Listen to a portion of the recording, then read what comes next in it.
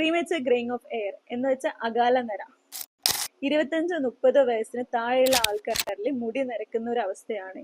ഈ ഒരു കാലത്ത് കോമൺ ആയി കണ്ടുവരുന്ന ഒരു കണ്ടീഷനാണിത്. ഇതിന് മെയിൻ കോസ് എന്ന് പറഞ്ഞാൽ ഫാമിലി ഹിസ്റ്ററി കാരണം അല്ലെങ്കിൽ ജനറ്റിക് കോസസ്. ഫാമിലി ഹിസ്റ്ററിയിൽ അച്ഛനും അമ്മക്കും ഉണ്ടെങ്കിൽ കുട്ടിക്ക് വരാൻ ചാൻസ് കൂടുതലാണ്. അതുപോലെ തന്നെ ലോങ് ടേം ആയിട്ടുള്ള സ്ട്രെസ് കൂടിയാൽ മെലാനിന്റെ കണ്ടന്റ് കുറയും. അത് കാരണം ഗ്രേയിഷ്നെസ് വരാറുണ്ട്. പിന്നെ സ്മോക്ക് ചെയ്യുന്ന ആൾക്കാരിൽ ഹെയർ ഫോളിക്കിൾസിലെ ഡാമേജ് വരുന്നത്.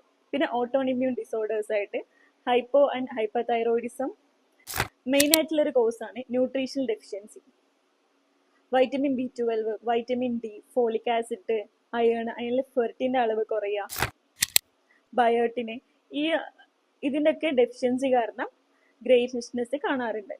അതുപോലെ തന്നെ തല നനക്കുമ്പോൾ വെള്ളത്തിൽ ക്ലോറിന്റെ അളവ് കൂടുമ്പോഴും ഗ്രേയിഷ്നെസ് കാണാറുണ്ട്. പിന്നെ ക്യാൻസറിന് ലോങ് ടേം ആയി ട്രീറ്റ്മെന്റ് ഉള്ള ആൾക്കാർക്കും ഗ്രേയിഷ്നെസ് കാണാറുണ്ട്.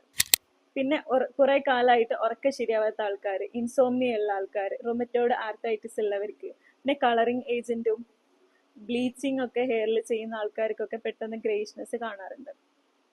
ട്രീറ്റ്മെന്റിലേക്ക് വരികയാണെങ്കിൽ ഫാമിലി ഹിസ്റ്ററി കാരണവും ജനറ്റിക് കോസ് കാരണമൊക്കെ ഗ്രേയിഷ്നെസ് വരുന്നവർക്ക് ഒരു ലോങ് ടേം ട്രീറ്റ്മെന്റ് തന്നെ വേണ്ടി വരും.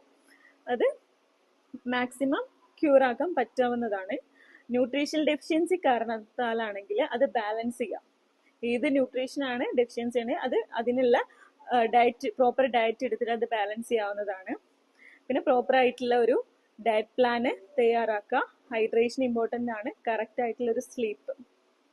ഇതിൽ നിന്നൊക്കെ മാക്സിമം ഇത് ക്യൂർ ആക്കാൻ പറ്റാവുന്നതാണ്. യുനാനിയിൽ ഇതിന് ഫലപ്രദമായ ചികിത്സ ലഭ്യമാണ്. താഴെ കാണുന്ന നമ്പറിൽ കൺസൾട്ടേഷനായിട്ട് കോൺടാക്ട് ചെയ്യുക.